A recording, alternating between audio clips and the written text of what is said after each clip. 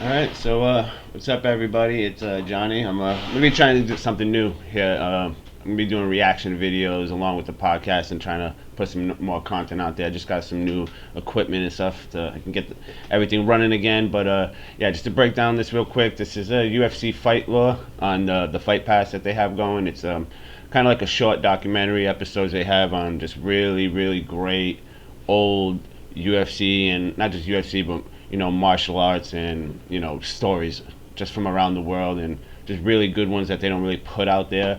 The one I'm about to show you, I haven't seen it yet. I do know the story. It's the story of Lee Murray. Anybody that came over my house in the past like 10 to 15 years has heard this story before by me. ESPN did an E60 or a 30, I believe it was an E60 on him. They did a pretty good job, but as we know, ESPN is ran by Disney, so I'm sure they left a lot out. What I know about him is he's a British fighter from England, Birmingham, if I'm not mistaken. He was a hooligan, or ran with those guys. So yeah, just bring it down real quick. We'll see what they say about him. I don't want to ruin the story, so I'll probably just like pause or something. I don't know how they really do this stuff, just to just tell you what I know. And yeah, we'll see. We'll see. Oh shit. And yeah, let's see how UFC does. And putting this down, I do have a blunt rolled somewhere. Alright, so I was I was contemplating bringing this part up because I didn't want to ruin the story, but just to keep the people in there that are not UFC fans or thinks that this is just going to be about some like golden boy fighter that trained hard, worked hard, and became a UFC champion. This is not one of those stories. So I'm just gonna, spoiler alert. If you don't want to know what happens, just really quick, fast forward about a minute or something. I have no idea, but yeah, spoiler alert. This guy is on record known for the biggest the biggest bank heist in history, not just British history, but in possible history. He stole $90 million from a security deposit in England, and yeah, this guy fought in the UFC. It's just one of the craziest stories, and yeah, I'm happy you guys are about to really hear about it. And yeah, so I'm gonna try to get the spoilers and not going, but here we go. And watch all these fight laws. They're actually really good. The following program is fueled by Monster Energy.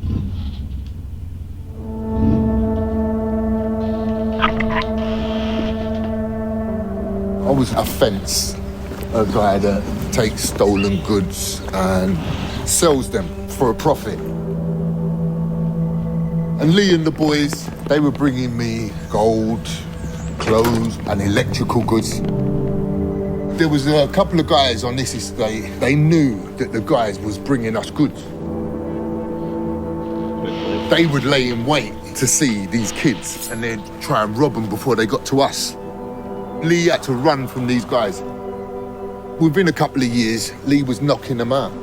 He was beating the shit out of them. That is what street fighting is, stepping up and facing the unknown. You don't know what this guy is bringing, you don't know what he's got, you don't know if he's been blessed with a... So right off the bat, it's fun. I'm going to be doing this, not a lot, but I'm going to try my at least to do this. But right off the bat, they didn't really make it clear what Lee was doing to get his money in the streets in the E60 on ESPN. They pretty much just made him out to be a hooligan. Kind of implied that he sold drugs, but to see that he was stealing, pretty much he was a booster, that makes more sense, because he didn't really look like somebody who messed around with drugs like that at a young age, so it's good to know. So he was a booster, and yeah, alright, gotta go. The knockout. And of course a street fighter. Punch or whatever. This stuff All is you know true, man. you've got to do is stand up for yourself and get some respect. You get your respect. Once you know you're not made of And glass, Lee had plenty out here so on the much better. streets. He had plenty of Life respect. It's just so much easier once you realize you're not made of glass. You can take a fucking punch,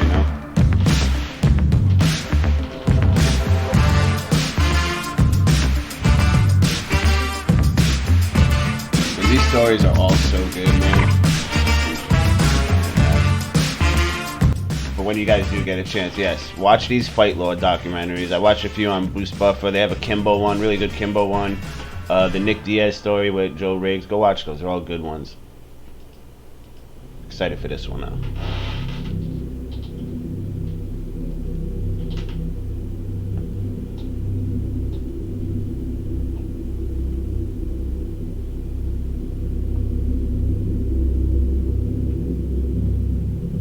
South East London in the 80s.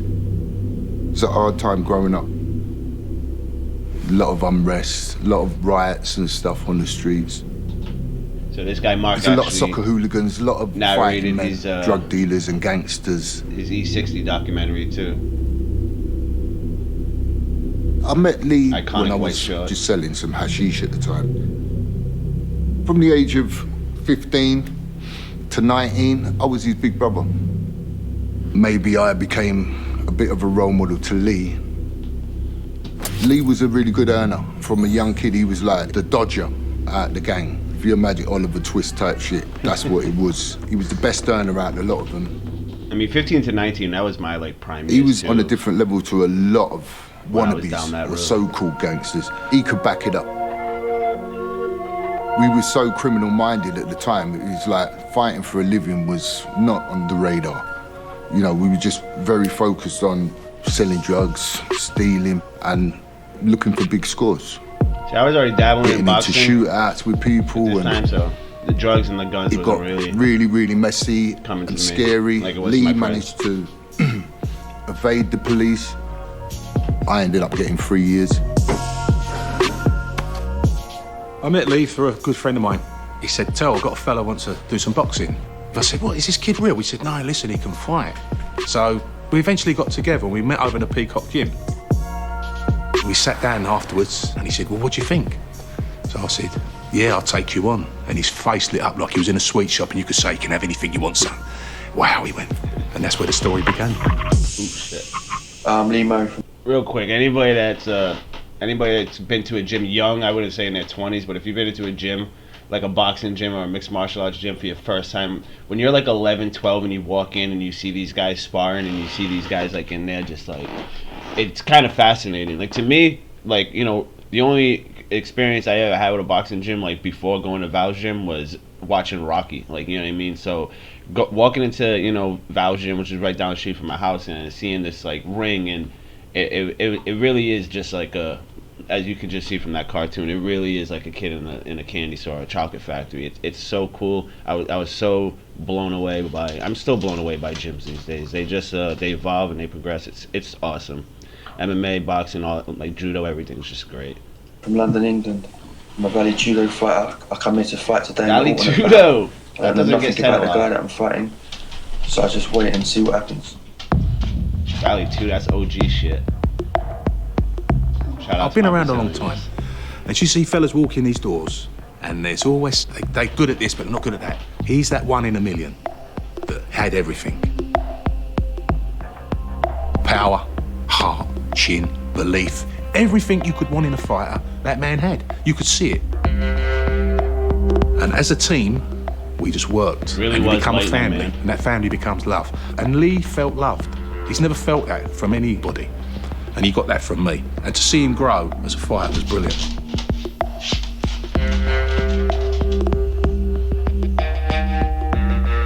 But Lee, you can take the man off the street, but you can't take the street out of the man. That's it. It's in there, it's bred and done. Always. And that was Lee Murray.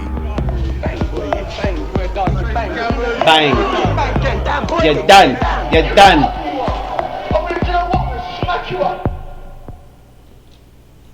I was in prison at the time, and I came home, and as soon as I came home, I'll never forget it, Lee took me shopping, spent a few quid on me, bought me a few bits and bob, and then he took me training. When I see him fighting, I fell in love with the sport. Fell in love with it. I was like, what?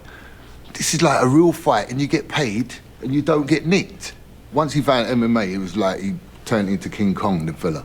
He was unstoppable. And he went to Iowa and trained with Pat Miletich. Yeah. And the rest is history. Lee contacted me out of the MFS, blue via baby, email Miletich and Fighting asked if he could Systems. come to the United States and train with us. At that time, we were the #1 dominant. Real quick, fun story about Pat Miletich. This guy does commentary for CES, which is right out of Providence. Shout out to the Birchfields and everybody that fights over there. But yeah, not too long ago, Joshua Burge's fight, like last fight down there, Pat, you know, I had to stop him, and yeah, I had to ask him about Lee Murray. Asked him if he still kept in touch. He said he did. Yeah, he did. Says he does, and he has his. Well, I'm not going to get too far into it, but he does keep in touch with him. Team in the world. No more spoilers. I knew about Lee. I knew that he was a pretty rugged individual, so it was, sure, come on over. Most of my fighters never even attempted to learn someone's name because most people didn't last a week. Yeah, so he's not lying. MFS, which is the Militech Fighting Systems, they are out of Iowa. In the early 2000s, 2010s, they were pretty much the team. They were the Greg Jacksons, they were the Alpha Dogs, they were everything. You know what I mean? They had Tim Sylvia, they had Matt fucking Hughes, they had fucking Franklin over there, Rich Franklin. They had pretty much everybody over there. Sean fucking Muscle Shock over there. MFS had all the guys, so they were definitely the gym to be at. Lee In my gym, picked the right gym. everybody learned Lee's name pretty quick because it was apparent that he was going to stick around. You can't teach killer instinct, and that's something that he had. Lee got us a wedding present, and it was China. And I don't know anything about China, but my wife said to me, "Do you realize how much this China costs?" I said, "I have no idea." She said, "This is the best there is. What does he do for a living?" I said, "All I know is he's a pretty good fighter. That's all I know." That's all you need to know. Don't ask questions. Shout out to all the the trainers and the guys that don't ask questions. Matt Hughes had a rematch against Carlos Newton in London. We were there, and I don't think there was any problem between Lee and Tito before the fight, the Not famous to be fight. confused with in their the first alley. fight, which was fucking ended crazy. Matt Hughes and Carlos Newton. The UFC said, "We're going to take you to this I need to nightclub pause and this real everything's quick. free." And So I know what's coming here. They're gonna tell a quick story about a brawl that happened at a club. I'm sorry if I'm pausing if you don't like. This is literally probably the only way I can keep the copyrights on this video. So you're gonna have to deal with it. But anyway, so they go to a club after a UFC event. From what I understand, Lee Murray knocks out Tito Ortiz. Now, I didn't hear this story when I was a kid. I was a huge Tito Ortiz fan, gigantic. I come to realize I wasn't a Tito Ortiz fan. I just really disliked Chuck Liddell for whatever reason. And I got to actually not meet Chuck Liddell because I didn't want to meet him, but pegged him off from 5 feet away. That was fun for a good 5-10 minutes. But anyway, then I was like, oh yeah, Tito pretty much was the guy. You know what I mean? Other than all the guys I just named, all them champions, Tito Ortiz was the only guy that wasn't in the militant camp that was a champion. And Tito was the guy in the early 2000s. Everybody knows that. Tito walked up to Lee. Lee fucking, from what I understand, hit him with a 3-punch combination, bone on bone. Tito dropped. He soccer kicked him in the head and fucking cheesed it out of here. But let's see what this story says. you guys can go and have a good time. It was post-fight in super exclusive club in London. The drinks were flowing. At one point, I remember Lee just starts pounding shot after shot after shot. Not good. Free booze and fighters, not always the best idea. And about 5 a.m., they just threw us out in the alley. Someone jumped on my back and wrapped their arm around my neck like they were choking me. I could feel that they were not attempting to choke me. It was more of just playful. My fighter misunderstood and thought that Tito Ortiz's friend was trying to choke me. And so he pulled him off the back of me. I turned around to those two facing Didn't each hear other. any of this. Lee Murray's friend, out of nowhere, hit Tito Ortiz's friend a vicious right hand and launched him through the air. And he landed unconscious, and his arm went flying out, and a taxi cab ran over his hand. The That's entire hard. alley erupted into a brawl. Didn't Like hear a powder that. keg just erupts. You got a fight over there, a fight over there, a fight over there. Tito Ortiz came running past me, What a ripping great his drawing. jacket off, Big head. and he was going after Lee Murray. There's Lee Murray backing up, ripping his jacket off. Tito threw 3-punch combination. Lee Murray ducked out of the way of every punch and returned fire, threw about a 5-punch combination, and every single punch landed. Lee put him to sleep. He was sleeping before he hit the floor. And then Lee's trying to, pick him like he's jumping on a rattlesnake. Tito didn't even have a chance to get up. Got a big head. That's the street, He wanted to make sure he ain't getting up. So I put my hand on Lee and I said, Lee, you gotta stop and you need to get out of here. And he said, all right, Pat. And he and his friends took off up the alley and disappeared. It seems like it lasted an hour, but it was maybe a minute or 2 or 3. It feels like holy that. shit. What went down in that minute or 2 or 3 was fucking wild. It was a It'd be like complete that. misunderstanding. What happened in that famous street fight? Which one? Lee Murray. I've got to narrow it down okay. for Well, you. let me tell you about this one. He turned around and faced me and he hit me with a shot. He dropped me for a second. I came to my feet and I clinched him. And I threw a few knees, then the police broke us up, and that was it. That was the fight. That was it. Tito was not truthful about what happened. I observed that fight, and I saved his ass from taking more punishment. It's clear cut. I watched it happen. Lee Murray was the type of guy that you just knew did not give a fuck. And he would step into any scenario without any fear. So real quick, I've known about this guy for about 10 to 15 years, and I've heard that bar story from like 20 different perspectives. Every single one matches up except for Tito Ortiz's. Every story I've heard about Lee Murray actually has all matched up. There hasn't been one person that has said any of these things are not true. Besides Tito. He had the wow factor. Lee, the lightning was for a reason. He was super fast. He had great reach, unbelievable power. You know, he had them quick fucking twitch fibers. That's a guy that fully intended on putting you in the hospital if he could and get it over with quick and get his check.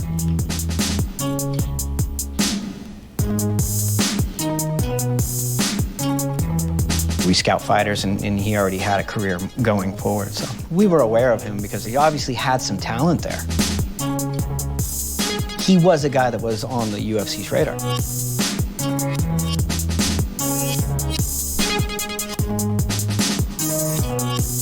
Pele. I'll never forget that fight. I mean, Lee had about 500 supporters there, easy.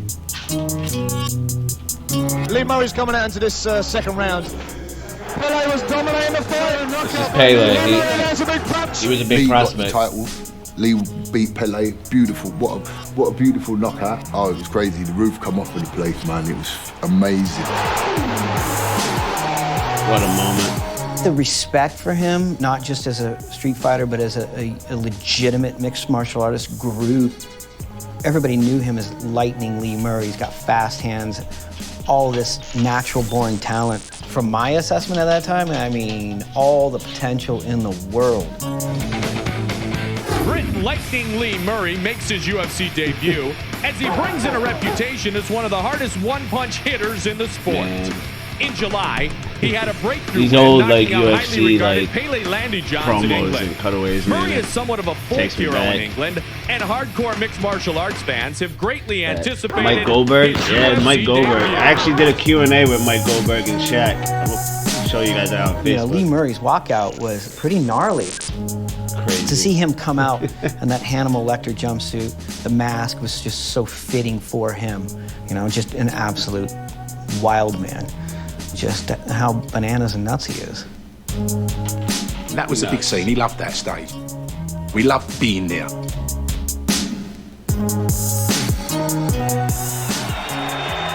Tito Ortiz, former light heavyweight champion in the house, and Tito.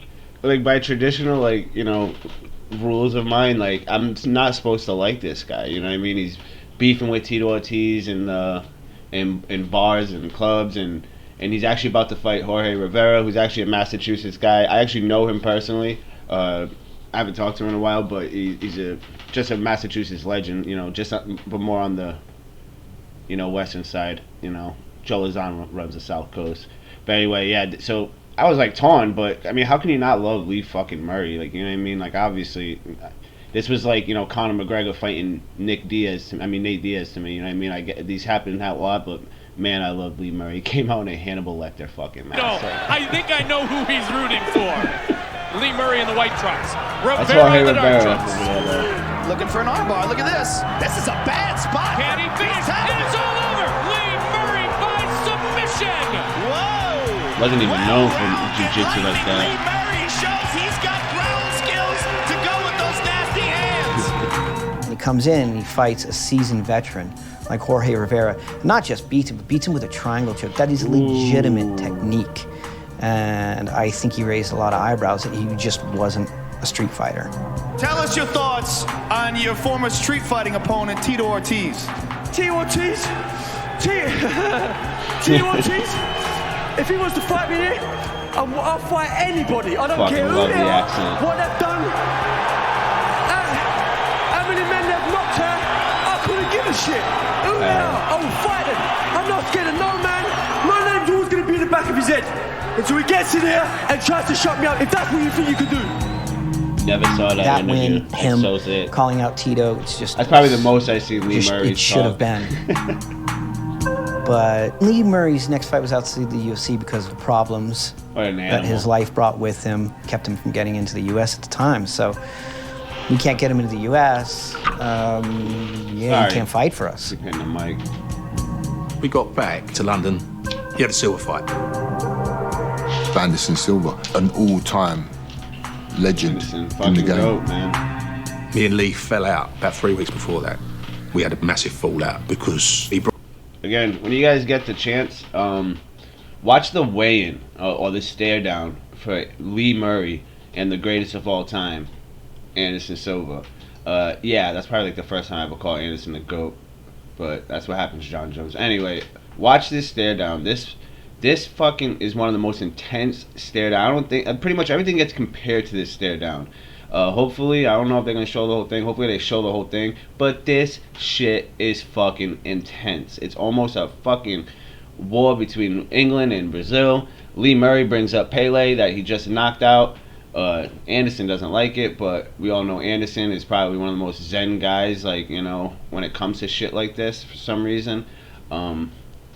Yeah, when you guys get a chance, watch this stare down. Definitely worth your time. One of the coolest things. Brought another couple of guys in, one doing this, one doing that, and I said, Lee, you're overtraining. You're overtraining, mate. Just stop. You're overtraining. I can see it. It's a real thing. There we go. You got that, Terry? Lee wasted a hell of a lot of energy when they went head to head at the weigh-in. Bang your fucking head up! Where's the shirt?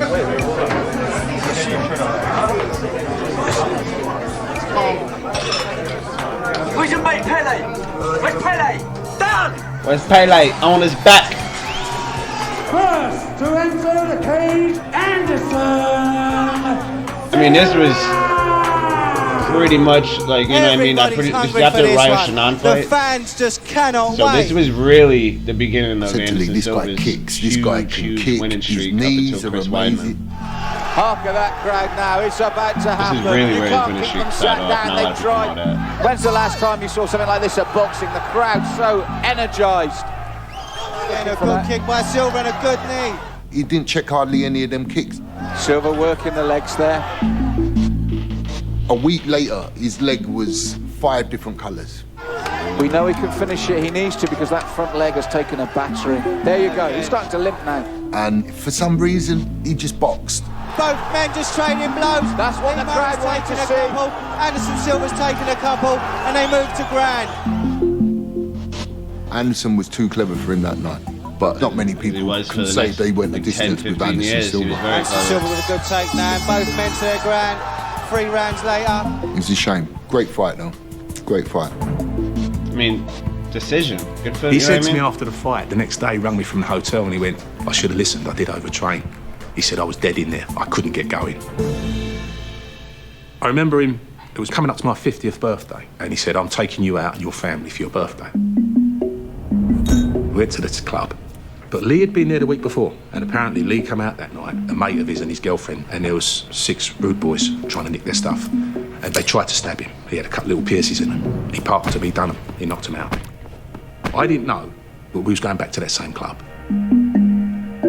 What I think happened, they've gone, someone's gone, here, that guy's back in here. And when we got out, I never heard this. A massive brawl started. All I remember is Lee, someone had run up behind him and done him with a knife. I They done did him from hear, behind. yeah, you got stabbed. Blood was pouring out. I did hear this. It was awful. I went to see him in the hospital, and I went into intensive care. Damn. He was laying on the thing, he had tubes going in, his head was swollen, but he hadn't responded to nobody. And I held his hand, and I said, come on, mate, keep punching, keep jabbing, don't stop jabbing. You can beat this, you can beat this.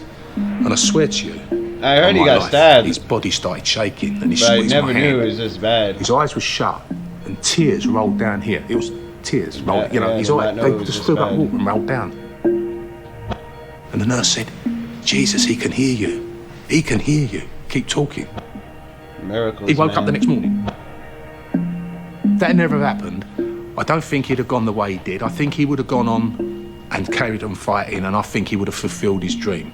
I think in his mind, he wasn't sure whether he would ever fight again. And I think that was the turning point. of when he, you know, thought maybe he'd revert back to the good old days of being a criminal. This is where it gets good. Oh, it's been good, but this is where it gets crazy. Now, I already know that was a Securitas depot over there, they call it. I've seen right here, this fence right here, I've seen this image a million times. This is the bank that he ends up, you know, going after, and yeah, this, I'll know this image for the rest of my head, like what this bank looks like. I've seen this story so many times. There's a money Not this one, but I've heard this story so many times. Basically, all cash that comes in from various different banks was sorted there. The depot is built like a sort of fortress. This is where all the banks you couldn't have got in without being allowed in. But once you're allowed in, then the whole thing just cracks wide open, and that's pretty much what happened. Colin Dixon was the manager of the depot. Being the manager of the depot, he obviously had the control of getting in and out without any difficulties whatsoever. A number of the actors in the role were able to act as police officers or don police uniforms and these prosthetic faces, which they used then to stop Colin Dixon when he'd left the depot. They had researched where Colin lived because another group of the conspirators went up to his house where his wife and I think his child was 7 at the time. And they were initially told that Colin had been involved in an accident and they were to come with them. They were shown automatic weapons and they were shown that they were in deep trouble if they didn't do exactly what the conspirators wanted them to do. And then they were all taken to the... So the story I was told, this is obviously the defense attorney, so he's going to paint a way worse picture than, you know what I mean, what was happening. I don't know, obviously, I just watched a different documentary, but from all the other stories, was these guys dressed up as cops and actually pulled his family over on the way to their house and then told them that the dad got into a serious accident and he was in trouble, and then they got into the car and that's when they kidnapped him. I mean, this guy is pretty much implying that these guys broke into their houses as cops and kidnapped him. Who knows which one is actually true, but just wanted to throw that in there. That was the other, what I was, you know, informed on the other documentaries and a lot of other stories, that they dressed up as cops and actually pulled the family over. They didn't bust into their house, but ball washing attorneys, man. The Securitas depot in Tunbridge. Even in England. Colin Dixon then, together with 2 apparent police officers, went up to the entrance and he said that he had to get in there, and he was effectively waved straight in. Whereupon the rest of the gang, some 6 I think of them at least, they all entered and immediately held all the staff hostage. These large cages used for transporting money around the depot, the robbers took all the staff and locked them into the cages. They then reversed a 7.5-ton lorry into one of the loading bays. The Securitas depot was all covered with cameras everywhere. They were seen moving cash up to the lorry and just loading it up all the way, absolutely full. That's how you do it. Jeez, man. They then drove it away with 53 million used notes in it. It was the biggest cash heist ever conducted in Britain.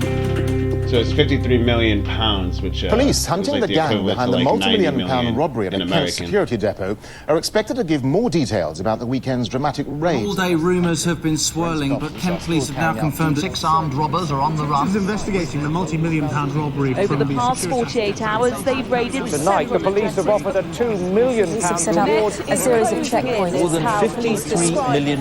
What made it the biggest bank robbery in history was committed in England this week. An armed gang made off with perhaps as much as $90 million. $90 million, all of it in cash. Cash money. About 7 days before the robbery itself, Lee Murray was driving down the Old Kent Road in his yellow Ferrari, and apparently he was quite drunk, and he hit a lamppost. The police arrested him, and he was dealt with for drink driving, and they impounded his vehicle. Fucking and legend. It remained impounded by the police after the robbery had taken place. Word got around that Lee Murray might well have been involved in the robbery. The police then decided to have a look at the car. Inside it, they found 2 mobile phones, and on one of the phones was a recording that Lee Murray had recorded of himself discussing what he would do, which makes you wonder what on earth he was thinking to record it in the first place. It was really quite a useful piece of evidence from the Crown's point of view. comical in a way. Comedy of errors. They found the lorry that the money had been taken in. They found a number of the cages. They found a parcel force van used to transport the family. What the robbers were alleged to have done was had what the Kent police called dirty phones, basically burner phones. And that's how the investigation really took hold, because they were able to show that the calls that were made at the time of the robbery near the depot could then be, like a sort of large spider web, traced out as far as London. And they were able to connect the use of those phones to the home addresses of the defendants. It was quite effective. Detectives investigating the multi-million-pound robbery from the Securitas depot have carried out a series of raids in Kent, insisting they remain very confident the gang will be caught. Lee, together with a friend of his, left the country. They went across by ferry to France and then ended up... So in one of these raids, they're not really talking about it right now, but in one of these raids,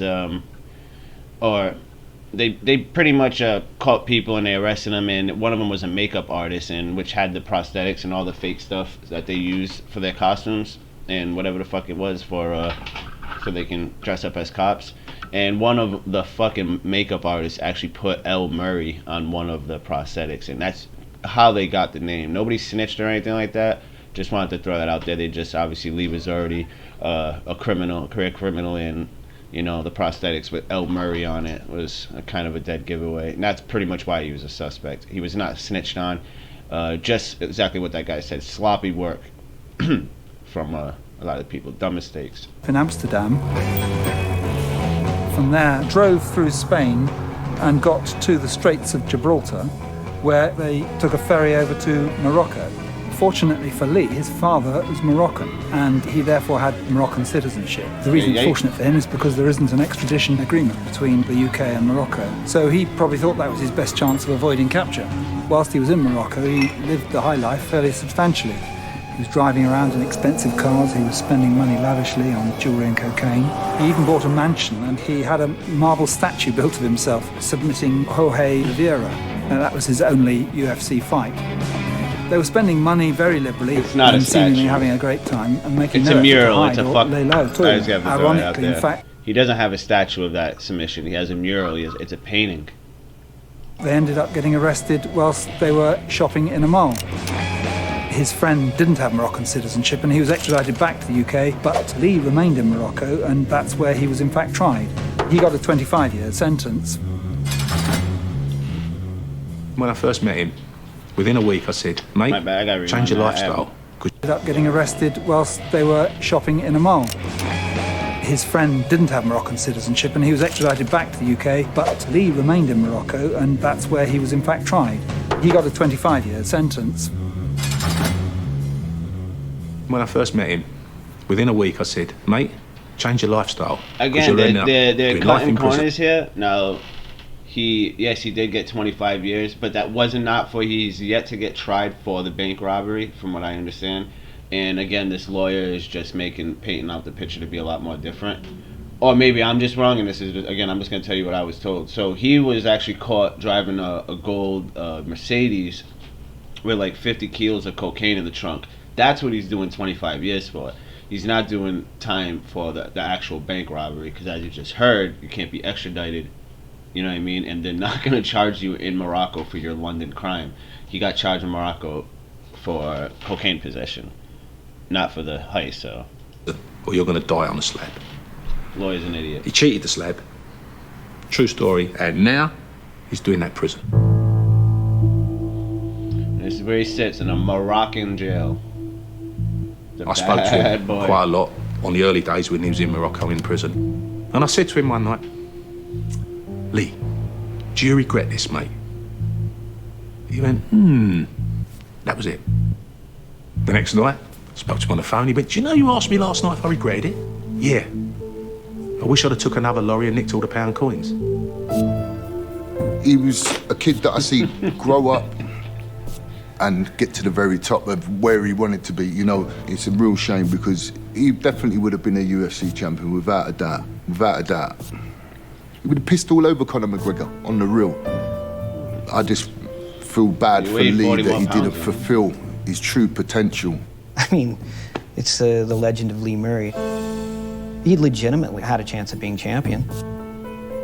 You wonder what could have been had he had a full career. But I guarantee you, wherever he is right now, he's running that prison. I'm sure he's doing a pretty good job of it.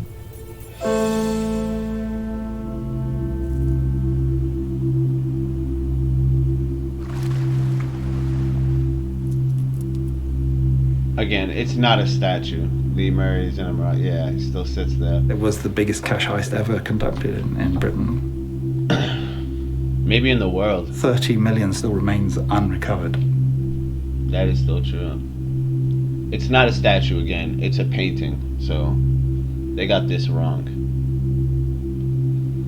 14, not bad.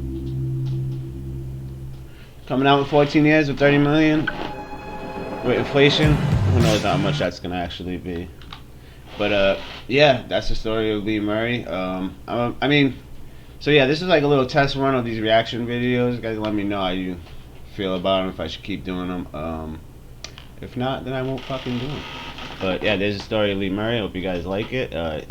Again, this is a story. Hopefully my boys and people that have came by and I've told this story to them will back me up on this. But well, what an interesting guy, man. Like yeah, just from everything from his upbringing to getting into the UFC, to fighting Tito Ortiz in a bar alley, to coming out, to fighting Jorge Rivera and a Hannibal Lecter mask and a jail jumpsuit, to the bank heist and everything, and to getting away with the bank heist and then getting caught with, I believe it was like anywhere from like 50 to 100 kilos of coke. I don't really know, but I know it was all in the trunk of a gold Mercedes.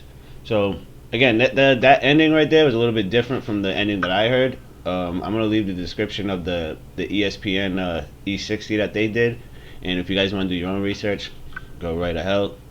Go right ahead. And yeah, man, thank you guys for watching, and yeah, I'll be doing these more.